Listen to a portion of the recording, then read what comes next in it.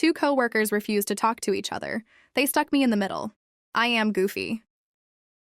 Way too many years ago, I worked in a specialty shop serving geeks and nerds. Comics, anime, collectibles, etc. The boss didn't know what he was doing in general, and when a position opened, he would just hire random regular customers. Side note, if you do this, be aware that firing an employee means also losing a regular customer. After a house cleaning where the boss got rid of everyone working for him, I was one of these ill-advised customer hires, along with two others. He took us out to dinner as a group, no expense spared, touted a new era for the business, etc. Employee number 1 was a local musician, or wanted to be one. He'd play random gigs wherever he could, and would come into the shop hungover. He would hide under the comic box tables and sleep for hours during the workday. I can't think of a single thing he did in store other than sleep and run the register so poorly that he could often be overheard saying things like, just take it, it's only $2. Employee number 2 was a college student with theater kid energy. He patterned himself after The Crow, Brandon Lee version, and put on a general don't come to school tomorrow vibe. He self-published a typo-riddled novel about two serial killers having a contest to see who could serial kill the most, and literally touted himself as being better than hacks, like insert every single horror author he could think of. Employee number 1 slept with employee number 2's girlfriend 3 days into employment. Employee number 2 destroyed a bunch of the girlfriend's property and let her cat out. From that point forward, these two would not interact with each other in any regard. I was blissfully unaware of all of this, finding out after the fact when the boss let me know there was going to be trouble at the start of the workday.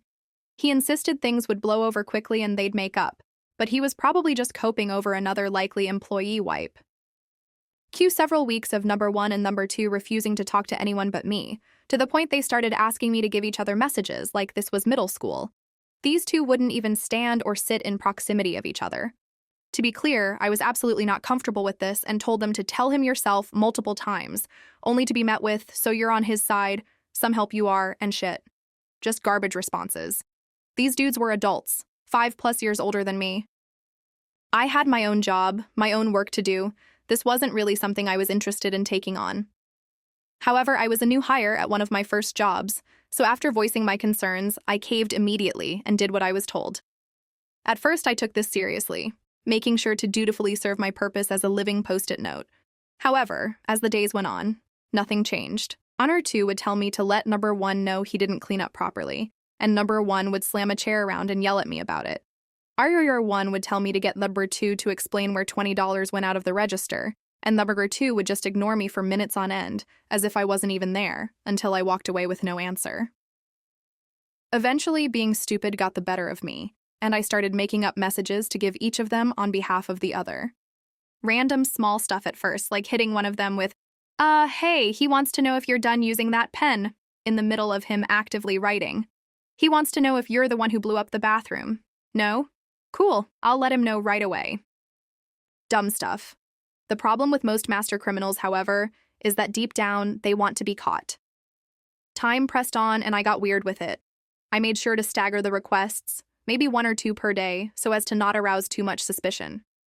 There's a customer with a question by the board games, and number 1 doesn't know the answer.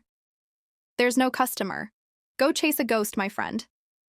Number 2 said someone spilled a blueberry icy and he's too busy clean it up right now. I can't find it. Look around. Maybe it's over there, maybe under there. Psst, there is no spill. Hey, number 1, he wants you to put this sign up. Hey, number 2, he wants you to move this sign. Hey, number 1, someone move the sign. Hey, number 2, someone move the sign back. Repeat. Eventually, it had to end. By my hand. Mostly because the real message passing was getting massively annoying no matter how much I tried to play with the situation.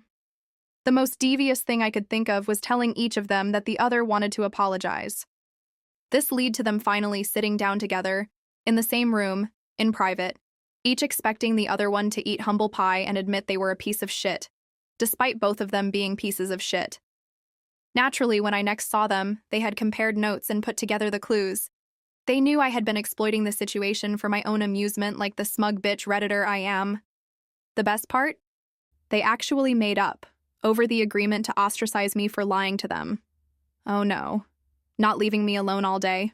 No. Anyway, all 3 of us got fired in a matter of months,